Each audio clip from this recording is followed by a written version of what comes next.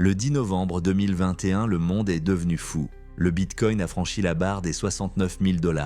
Le monde entier a regardé les graphiques. Elon Musk a fait la pluie et le beau temps. Euphorie.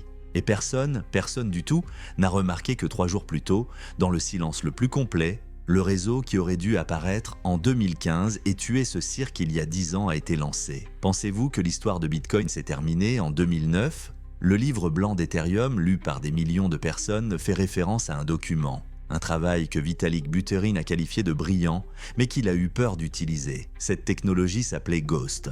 Pendant 10 ans, ce fantôme a pris la poussière dans les archives universitaires, tandis que le marché construisait des pyramides financières. Mais au cours de la 21e année, sans ICO, sans fonds de capital risque et sans marketing, le fantôme s'est incarné. Je m'appelle Mr Dark Web.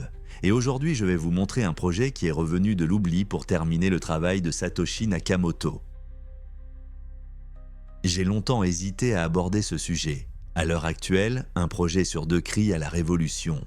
Un projet sur 3 promet de tuer le Bitcoin. Et tous les autres s'avèrent au n'être qu'un autre stratagème pour détourner l'argent des gens crédules. J'en ai vu suffisamment pour m'immuniser contre les déclarations fracassantes. Mais cette histoire est différente. Elle n'a pas commencé par un manifeste anonyme ou des promesses de super profit. Tout a commencé dans un laboratoire universitaire de l'Université hébraïque de Jérusalem, avec un problème de mathématiques qu'un étudiant en doctorat a résolu pour s'amuser, et avec une formule qui aurait pu tout changer, si quelqu'un y avait prêté attention. Lorsque j'ai découvert Caspa, j'ai fait ce que je fais toujours. J'ai commencé à chercher un piège. Où est l'ICO ? Où sont les jetons pour les initiés ? Où sont les fonds de capital risque qui ont acheté la moitié de l'émission avant le lancement ? Rien. Lancement honnête. Pas de préminage, pas de pièces réservées, code dans le domaine public. Ça avait l'air si propre que c'en était suspect. Ils ne font pas ça en 2021. C'est ce qu'ils ont fait en 2009 lorsque Satoshi a lancé le Bitcoin. C'est alors que j'ai commencé à creuser plus profondément. Ce que j'ai trouvé m'a fait repenser aux 10 dernières années de l'histoire des crypto-monnaies. Il s'est avéré que la technologie sous-jacente à Caspa existait bien avant son lancement. Elle était décrite dans des articles universitaires. Elle était citée dans le document principal d'Ethereum. Elle était connue de tous les acteurs clés de l'industrie. Et elle a été enterrée. Non pas parce qu'il ne fonctionnait pas, c'est parce que cela semblait trop compliqué, trop ambitieux, trop dangereux pour le statu quo. Alors que le monde de la cryptographie se noyait dans les escroqueries, que les gens perdaient leurs économies dans des ICO sans fin, que les bourses s'effondraient les unes après les autres, la solution au principal problème de la blockchain se trouvait dans le domaine public, dans des revues académiques que personne ne lit, dans des archives que personne ne consulte. 10 ans. Depuis 10 ans, cette technologie attend d'être mise en œuvre alors que l'industrie ne fait rien d'autre que d'innover réellement. Cette histoire n'est pas celle d'une autre pièce de monnaie. Je ne suis pas un conseiller financier et je ne vous donnerai pas de conseils en matière d'investissement. Cette histoire est celle de l'erreur la plus coûteuse de l'histoire des crypto-monnaies, de la technologie que tout le monde connaissait et que personne n'a utilisée. De personnes qui ont travaillé en silence pendant 10 ans alors que le reste d'entre nous courait après l'argent rapide. Et à propos de la question qui me taraude, combien de ces fantômes prennent-ils encore la poussière dans les archives alors que nous regardons des graphiques et achetons des photos de singes ? Pour comprendre comment nous en sommes arrivés là, il faut revenir au début. L'année 2013, Jérusalem. Dans un laboratoire où un étudiant diplômé nommé Jonathan Sompolinski tentait de résoudre un problème que Satoshi Nakamoto lui-même n'avait pas résolu. L'année 2013, Jérusalem. Dans un laboratoire de l'université hébraïque se trouve un étudiant diplômé qui était censé être un mathématicien. Il s'appelle Jonathan Sompolinski. Il a une vingtaine d'années et ne se doute pas que dans 8 ans, il lancera l'une des crypto-monnaies les plus discutées au monde. Pour l'instant, il essaie de terminer son programme de maîtrise. Son superviseur, le professeur Aviv Zohar, lui suggère de s'intéresser au Bitcoin. Sompolinski refuse.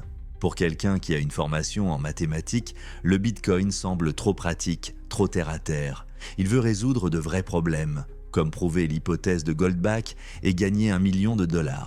Spoiler, il n'a pas prouvé l'hypothèse. 6 mois plus tard, après avoir tenté en vain de faire une percée mathématique, Sompolinski retourne voir Zohar. « D'accord, dit-il, examinons votre Bitcoin.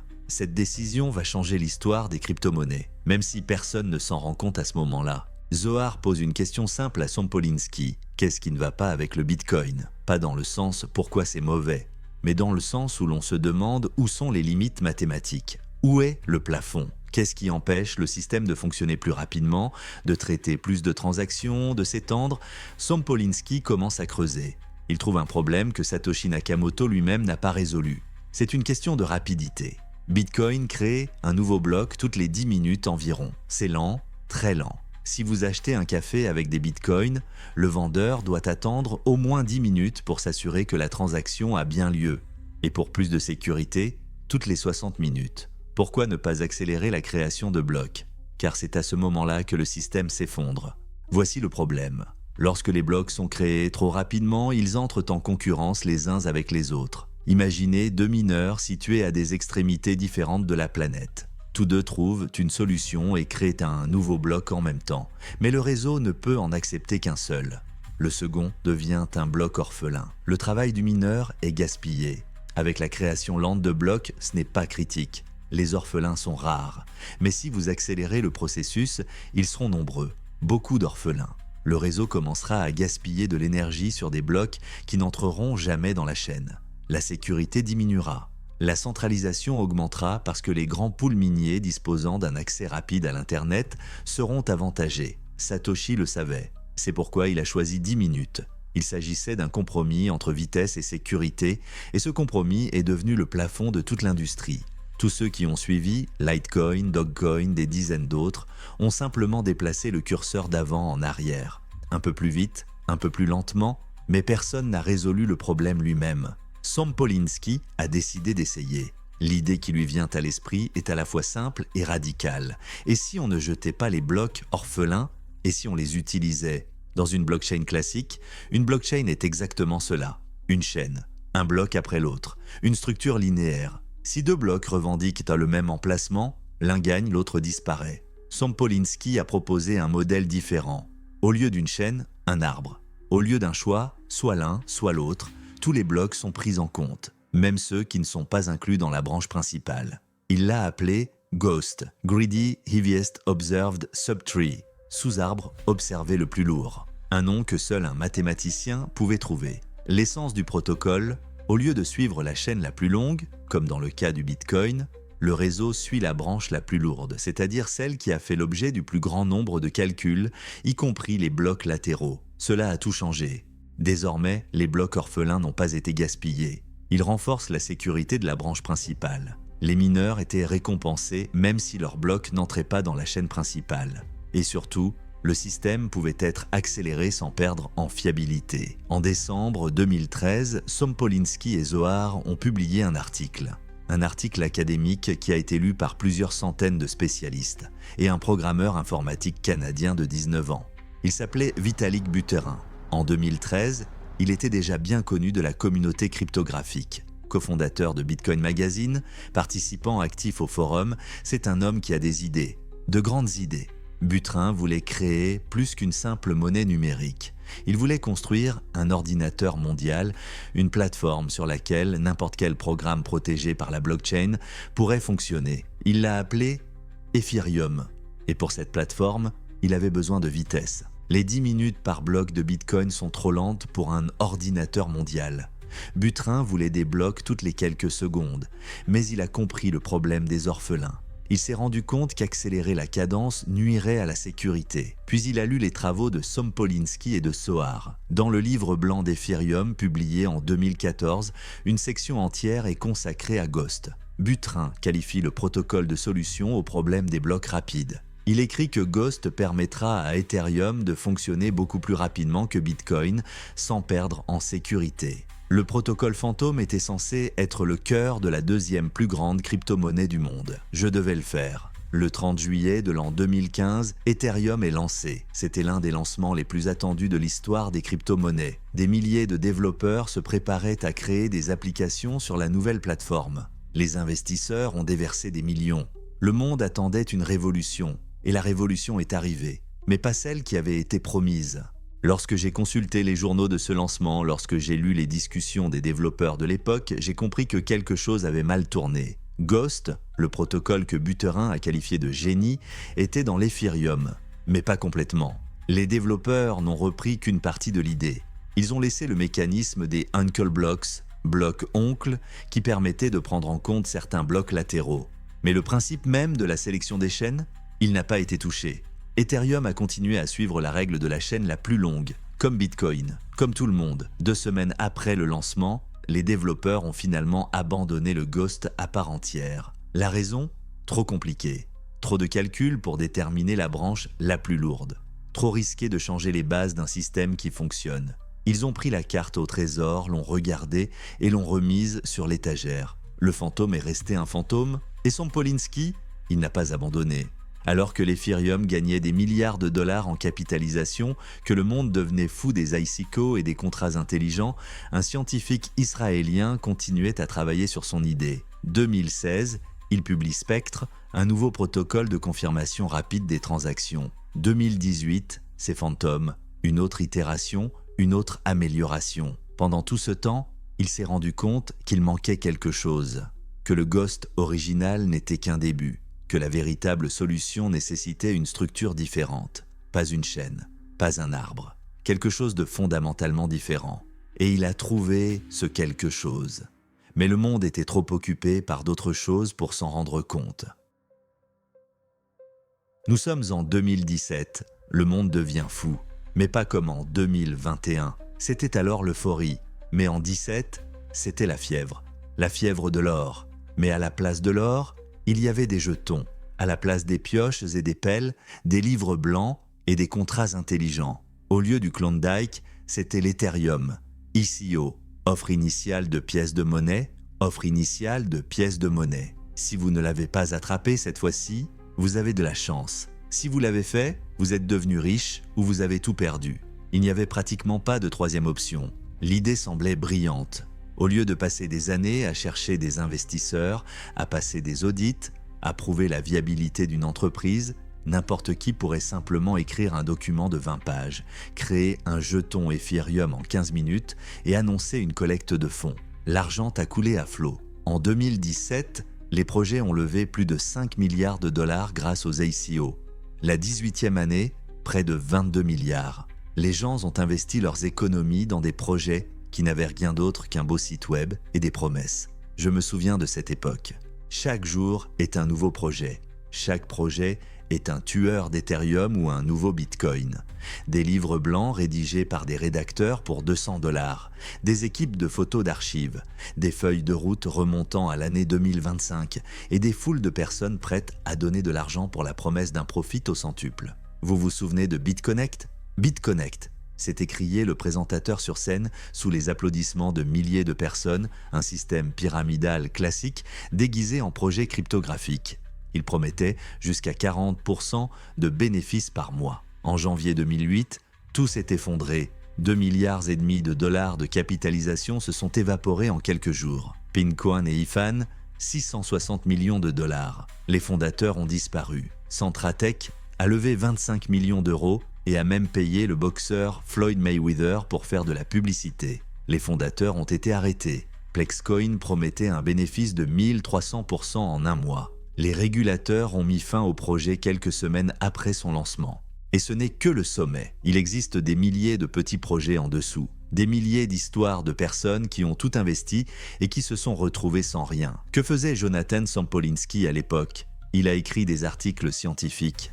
Alors que le marché des crypto-monnaies était inondé d'argent et d'escroqueries, un scientifique israélien était assis dans son laboratoire et travaillait sur des protocoles. Spectre en 1916, Phantom en 18, des preuves mathématiques, examens par des collègues, publications dans des revues universitaires, pas d'ICO, pas de jetons, pas de marketing. Le contraste était si frappant qu'il semblait irréel. D'un côté, des projets qui ont récolté 100 millions de dollars en une semaine sur la base de promesses. De l'autre, un scientifique qui avait passé 8 ans à travailler sur une vraie solution à un vrai problème et qui n'avait pas gagné un centime. En 2018, Sampolinski a fondé DAG Labs, une société de recherche pour concrétiser ses idées. La société a reçu un investissement de 8 millions de dollars de la part de Polychain Capital et de plusieurs autres fonds. 8 millions en 5 ans de travail. au cours d'une année où des projets aléatoires ont permis de collecter plus d'argent en un week-end. Mais Sompolinski s'en moque. Il est à la hauteur de la tâche 2018-19, Cryptozim. La bulle des ICO a éclaté. Le Bitcoin est passé de 20 000 à 3 000. L'Ethereum est passé de 1400 à 80. 90% des projets qui ont levé des millions ont disparu. Ils ont tout simplement disparu. Les sites web ont cessé de fonctionner. Les flux Telegram sont devenus silencieux. Les fondateurs ont supprimé leurs comptes. Ceux qui sont restés ont commencé à se rendre compte que quelque chose ne tournait pas rond dans le système lui-même. Les blockchains étaient de lentes, les transactions étaient de coûteuses. Ethereum, qui était censé être l'ordinateur du monde, avait du mal à tenir la charge. Lorsque CryptoKitties, un jeu qui consiste à collectionner des chatons numériques, a été lancé sur la plateforme à la fin du XVIIe siècle, le réseau a failli s'arrêter. Les cils numériques ont mis hors d'état de nuire l'ordinateur mondial. Ce serait drôle si ce n'était pas si triste, mais l'industrie a le don d'oublier. 2020 ans, l'été de DeFi, nouveau battage médiatique, de nouvelles promesses, de nouvelles façons de perdre de l'argent, la finance décentralisée. Cela semble sérieux, n'est-ce pas? Des banques sans banque, pas de vérification de solvabilité, des rendements de plusieurs centaines de pourcents par an. Je l'ai regardé et je n'en ai pas cru mes yeux. Les gens n'ont rien appris. L'agriculture de rendement, liquidity mining. Les noms ont changé, mais l'essence est restée la même. Mettez de l'argent ici, obtenez un jeton, vendez le jeton pendant qu'il vaut quelque chose, sortez avant tout le monde. Ce n'était pas une révolution dans la finance, il s'agissait d'un jeu de chaises musicales avec les crypto-monnaies. Yam Finance est un projet qui a accumulé près de 500 millions de dollars de fonds bloqués en 2 jours. Puis ils ont trouvé un bug dans le code, et tout s'est effondré. SushiSwap, un développeur anonyme, a créé une copie du protocole populaire, levé plus d'1 milliard de dollars, puis retiré 13 millions des coffres du projet. « J'avais besoin de vacances », a-t-il écrit par la suite. Et des dizaines, des centaines de projets dont les noms ressemblent au menu d'un restaurant. Pickle, kimchi, hot dog, pizza. Chacun promettait quelque chose de nouveau. Un projet sur 2 s'est avéré être une arnaque ou un piratage. À la fin de l'année 2002, plus de 120 millions de dollars avaient été volés au protocole DeFi. Et ce n'est que ce qui a fait la une des journaux, 2021, l'époque des singes. NFT, jetons non fongibles. Jetons non fongibles. L'idée était intéressante et créer un certificat numérique unique de propriété. Pour l'art, pour la musique, pour tout, une technologie au potentiel réel. Mais vous savez ce que ça a donné? Bored Ape Yacht Club, les singes qui s'ennuient, 10 000 photos de singes portant différents chapeaux et lunettes. Le prix minimum au sommet est de plus de 100 000 dollars par photo. 100 000 dollars pour un fichier JPEG avec un singe dessiné dessus. Les gens ont contracté des prêts pour acheter ces images. Des célébrités les ont affichées comme avatars. Des marques ont déboursé des millions pour devenir membres du club. Et ce n'était que le début. Les CryptoPunks, ils sont des portraits pixelisés de 24 points sur 24. Certains ont été vendus pour des dizaines de millions de dollars. L'artiste Beeple a vendu un collage de ses œuvres pour 69 millions d'euros lors d'une vente aux enchères organisée par Christie's.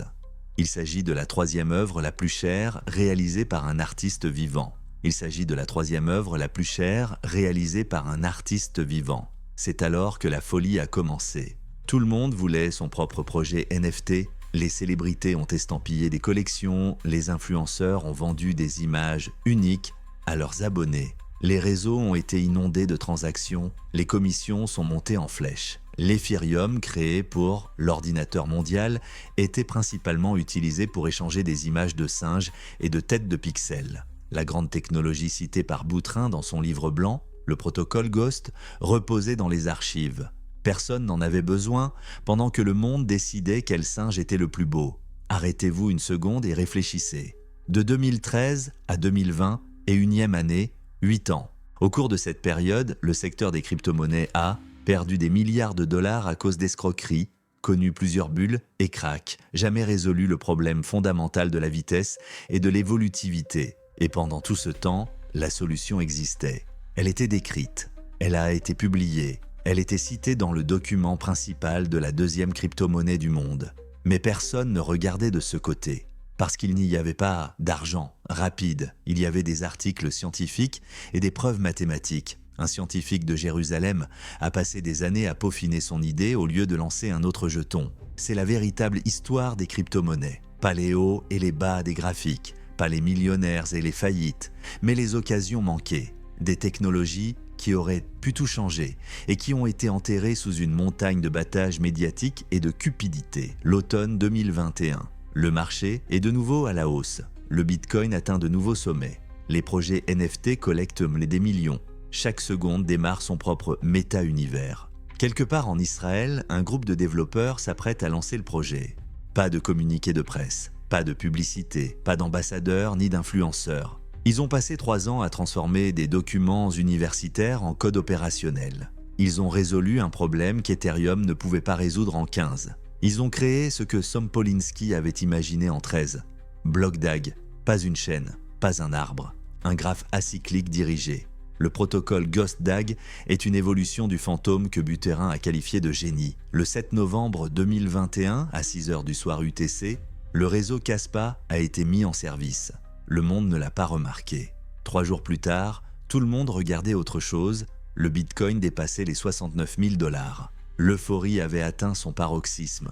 Personne ne pensait à un quelconque protocole issu de revues académiques. Personne ne savait qu'à ce moment-là, une toute autre histoire commençait. Pour comprendre ce que Sompolinski a fait, il faut d'abord comprendre pourquoi tout le reste n'a pas fonctionné. Imaginez une file d'attente dans une banque, un guichetier, 100 clients. Chacun attend que le précédent soit servi. Voilà ce qu'est le Bitcoin. Sûr, sécurisé, lent. Si vous voulez l'accélérer, ajoutez un deuxième caissier. Mais il y a un problème. Qui est le premier? Quelle transaction est la plus importante? 2 caissiers peuvent traiter le même paiement différemment en même temps. Le chaos. C'est pourquoi Bitcoin fonctionne avec une seule file d'attente. Un bloc après l'autre. La chaîne. Ethereum a tenté d'accélérer la file d'attente en réduisant le temps entre les blocs. Au lieu de 10 minutes, il est passé à 15 secondes.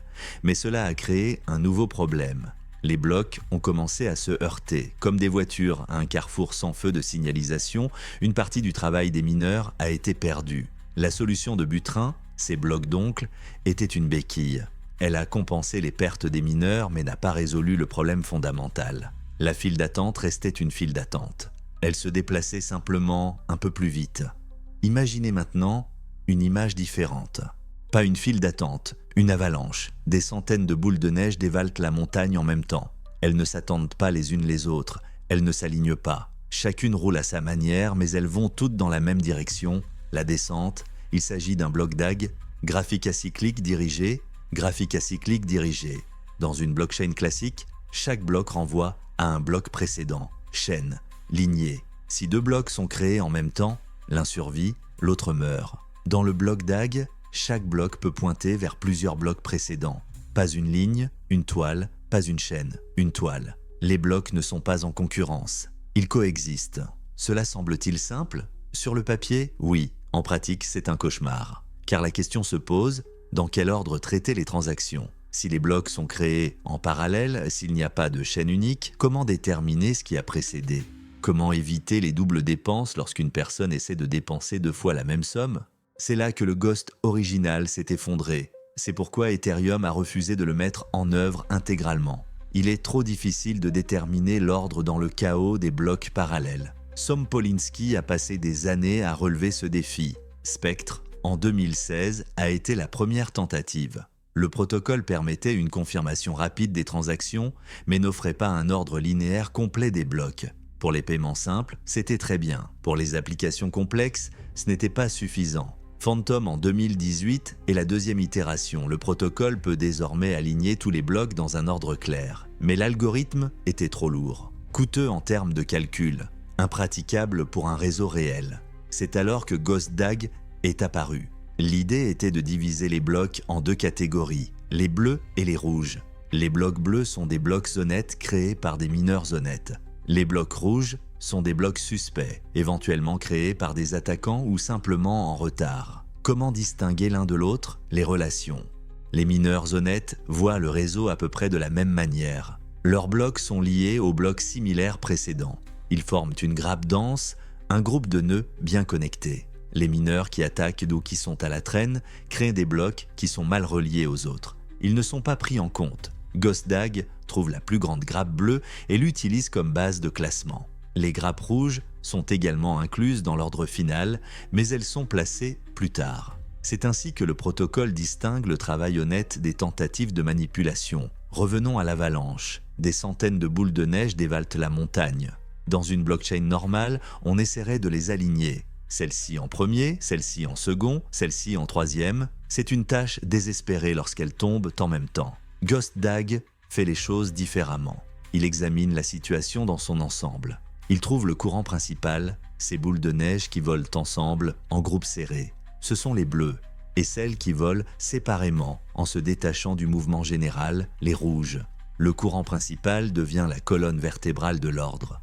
Les autres sont construits autour d'elle. Résultat, vous pouvez créer des blocs toutes les secondes. Vous pouvez créer 10 blocs par seconde. Ils ne se feront pas concurrence. Ils seront tous intégrés dans l'ordre final. Aucun ne sera gaspillé. Bitcoin, un bloc toutes les 10 minutes. Ethereum, un bloc toutes les 15 secondes. Kaspa au lancement, un bloc par seconde. Aujourd'hui, c'est 10 blocs par seconde. L'objectif est de 100. Il ne s'agit pas d'une amélioration progressive. Il s'agit d'une architecture différente.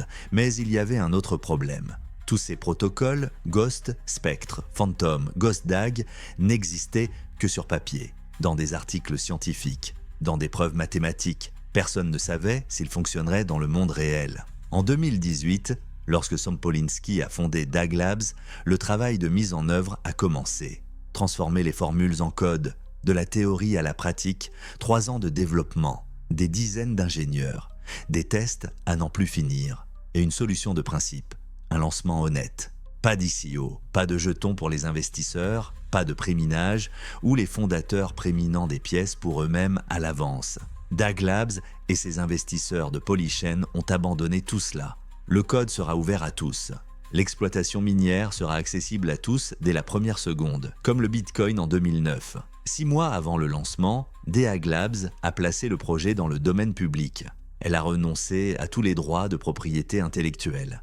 Kaspa n'est plus un produit de l'entreprise, il devient un projet public. Dans un monde où tous les projets cryptographiques tentaient de soutirer le plus d'argent possible aux investisseurs, cela semblait être de la folie, ou comme principe.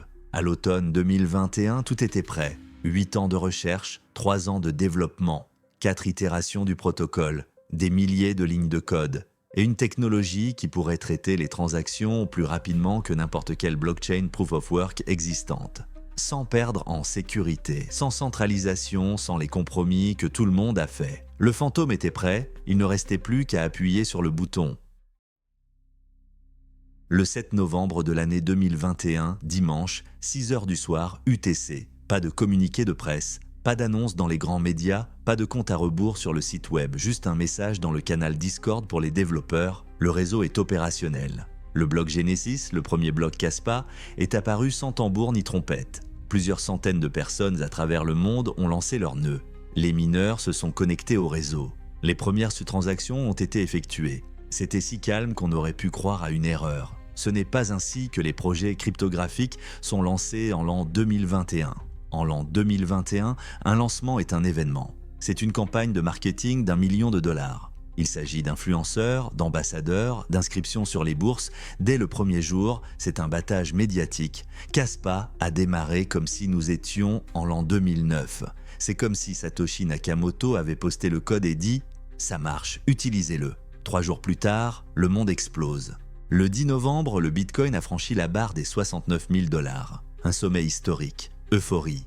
Toutes les chaînes d'information, tous les blogueurs, tous les analystes ne parlent que de lui. Les crypto-monnaies en couverture des magazines. Des prédictions de 100 000 pour la fin de l'année. 1 million d'ici 2255. Twitter s'est étouffé de joie. Les gens ont posté des captures d'écran de leurs porte-documents. Des mèmes sur les Lamborghini. Des blagues du type « Je vous l'avais bien dit ».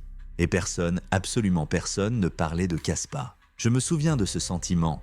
L'ensemble du marché regardait dans une seule direction, les graphiques, les prix, les bougies vertes. Et quelque part à la périphérie, dans l'ombre de cette folie, un réseau fonctionnait tranquillement, qui allait changer les règles du jeu. C'était le contraste parfait, un festin pendant la peste, une danse sur le pont du Titanic. Choisissez n'importe quelle métaphore, elle fera l'affaire. Alors que la foule célébrait un nouveau sommet de la bulle, quelque chose de réel s'éloignait dans le canot pneumatique, et personne ne regardait dans cette direction. Pendant les 15 premiers jours, Caspa a travaillé.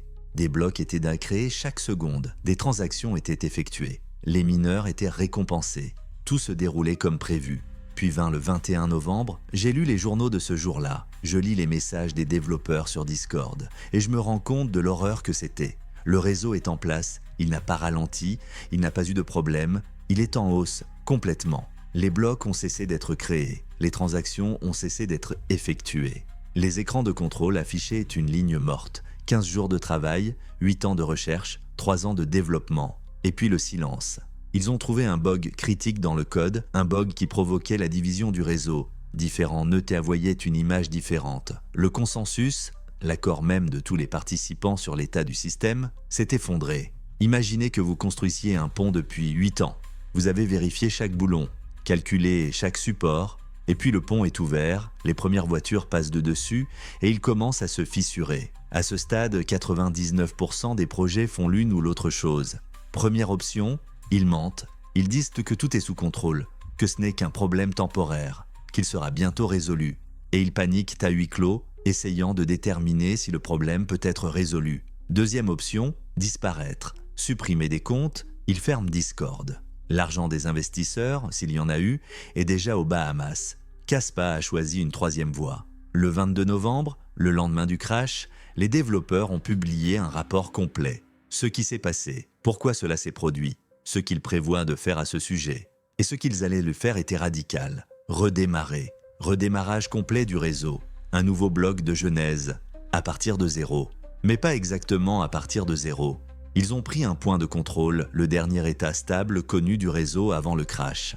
Tous les soldes, toutes les transactions jusqu'à ce point sont préservés. Le nouveau bloc Genesis a été cousu avec cet état. Et surtout, ils ont fourni la preuve cryptographique qu'ils n'ont pas profité de la situation. Pas de préminage caché, pas de manipulation des soldes, transparence totale. Arrêtez-vous et réfléchissez à la singularité de cette situation. Un projet qui vient de subir un échec catastrophique, qui n'a aucune obligation légale envers qui que ce soit. Pas d'ICO, pas d'investisseur avec des contrats, qui pourrait simplement dire « Désolé, ça n'a pas marché » et fermer ses portes. Au lieu de cela, ils ont reconnu publiquement l'erreur, expliqué la raison technique, proposé une solution, prouvé qu'ils ne trichaient pas. Dans un monde où les projets de capitalisation d'1 milliard de dollars mentent aux yeux des investisseurs, où les fondateurs disparaissent avec leur argent, où les problèmes techniques sont un euphémisme pour dire « nous avons volé votre argent », Caspa a redémarré, honnêtement, ouvertement. Je n'ai pas essayé de brouiller les pistes. Vous savez ce qui est le plus ironique ? Ce bug, ce crash, ce redémarrage, ils ont rendu Caspa plus fort, pas au sens technique du terme, au sens de la confiance. Tout projet peut parler de décentralisation et d'honnêteté. Les mots ne coûtent pas cher. Mais en cas de crise, on peut voir qui est qui. L'équipe de Caspa a montré qu'elle plaçait la sécurité du réseau au-dessus de sa propre réputation, qu'elle est prête à admettre ses erreurs au lieu de les cacher. La transparence n'est pas un slogan marketing, mais un principe. Il s'agissait d'une épreuve du feu. Et ils ont réussi. Après le redémarrage, le réseau a fonctionné de manière stable. Le bug était corrigé. Les blocages sont revenus toutes les secondes, puis toutes les demi-secondes, puis 10 blocs par seconde. Caspa a commencé à faire ce pourquoi il a été créé. Tranquillement, sans faste. Alors que le reste du marché traversait un nouveau cycle d'euphorie et d'effondrement. À la fin de l'année 2021, quelques milliers de personnes connaissaient Caspa. Des passionnés, des techniciens, ceux qui lisent des articles académiques et regardent du code, pas des graphiques. Le prix de la pièce était proche de zéro. Pas de cotation sur les principales places boursières. Aucune présence dans les médias, mais le réseau a fonctionné. Chaque jour, chaque bloc, chaque seconde, le fantôme a pris cher et commença à prendre de la force. Lorsque j'ai entamé cette enquête, je cherchais un piège. Un lancement honnête sans ICO, soupçon. Des racines académiques au lieu d'une machine marketing étrange. Une équipe qui a renoncé aux droits du projet et l'a confié à la communauté, presque incroyable. Je suis habitué à ce que, dans le monde de la cryptographie, les belles paroles cachent l'horrible vérité. Que derrière chaque projet révolutionnaire se cache le portefeuille de quelqu'un. Que la décentralisation est un mème, pas une réalité. Caspa a rompu avec ce schéma. Non pas parce que ses créateurs sont des saints, non pas parce qu'ils ne veulent pas d'argent, mais parce qu'ils ont compris quelque chose d'important. La vraie valeur est créée différemment. Regardons les chiffres. Bitcoin, un bloc toutes les 10 minutes, 7 transactions par seconde au maximum. Une technologie vieille de 2099 ans. Ethereum, un bloc toutes les 15 secondes, environ 30 transactions par seconde. Passage à la preuve d'achat, abandon du minage. Kaspa, 10 blocs par seconde, des centaines de transactions par seconde. La preuve de travail est préservée. L'objectif est de 100 blocs par seconde. Ce n'est pas une évolution, il s'agit d'une espèce différente. Bitcoin est un char d'assaut, lent, maladroit, mais pratiquement invulnérable. Il a été créé dans un seul but, devenir de l'or numérique. Et il y parvient. Ethereum est un couteau suisse. Il essaie de tout faire. Contrats intelligents, DeFi, NFT, ordinateur mondial, et il s'étouffe sous la pression. Les commissions montent en flèche chaque fois que le réseau devient populaire. Kaspa est une colonne vertébrale. Il n'est pas conçu pour stocker de la valeur ou exécuter des applications. Construit pour la vitesse, pour le flux, pour l'échelle. Mais les spécifications techniques ne représentent que la moitié de l'histoire. La seconde moitié est consacrée à la genèse de cette technologie. En l'an 2013, personne n'a payé Sampolinski pour l'étude Ghost. Il s'agissait d'un travail académique, de la science pure. Essayer de résoudre un problème intéressant à résoudre. En 2015, Ethereum pouvait s'approprier cette technologie gratuitement. Elle était dans le domaine public, mais ils ont choisi la voie la plus facile. En 2017, alors que le monde entier devient fou d'ICO, Sampolinski continue d'écrire des articles académiques. Spectre, Phantom, des années de travail sans garantie de résultat. En 2021, alors qu'il était possible de lancer un jeton et de lever des centaines de millions sur un HUIIP, l'équipe a opté pour un lancement honnête. Pas de prémine, pas de jetons pour les initiés. Ce n'est pas un modèle d'entreprise, c'est un principe. Je réfléchis souvent à ce qui distingue la véritable innovation du bruit. Le bruit, c'est lorsqu'un projet recueille de l'argent sur la base de promesses, lorsque le marketing est plus important que le produit. Lorsque l'objectif est de vendre un jeton à un prix plus élevé et de se retirer. L'innovation, c'est quand quelqu'un passe des années à résoudre un problème que personne ne lui a demandé de résoudre. Lorsque le code n'est pas écrit pour les investisseurs, mais pour fonctionner. Lorsque le succès n'est pas mesuré par le prix d'une pièce de monnaie, mais par le nombre de blocs par seconde. Le secteur des crypto-monnaies l'a oublié. Il s'est transformé en un casino avec des étapes supplémentaires. Un cycle sans fin de pompe et de décharge, en une compétition de spécialistes du marketing et non d'ingénieurs. C'est dans ce contexte qu'est né un projet qui fait tout de travers. C'est comme au bon vieux temps, pas de battage médiatique, pas de promesses, juste du code qui fonctionne. Je ne sais pas ce qu'il adviendra de Kaspa dans 5 ans. Peut-être deviendra-t-il la base d'une nouvelle infrastructure financière. Peut-être restera-t-il un projet de niche pour les passionnés. Peut-être que quelque chose d'encore mieux émergera. Mais je sais une chose, l'histoire de Kaspa n'est pas une histoire de pièces de monnaie. Il s'agit d'une histoire sur la façon dont le progrès fonctionne. Quelqu'un résout un problème que tout le monde pense insoluble. Il publie le résultat, le monde l'ignore, les années passent.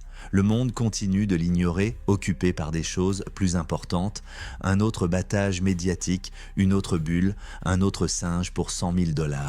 Et puis, quelqu'un prend cette idée oubliée et lui donne vie, sans fanfare, sans permission, juste parce qu'il le peut.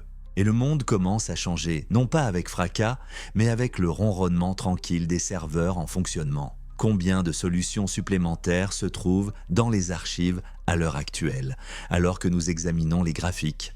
Kaspa a montré que de telles solutions existent, qu'elles peuvent être trouvées, qu'elles peuvent être réalisées. Cela fait 8 ans que le protocole Ghost prend la poussière dans les revues universitaires. 8 ans, alors que l'industrie perdait des milliards à cause d'escroqueries, que les blockchains étouffaient sous la pression, que tout le monde était à la recherche de la prochaine grande chose. Et le prochain grand projet était à la vue de tous, dans le domaine public, gratuit, personne ne le cherchait.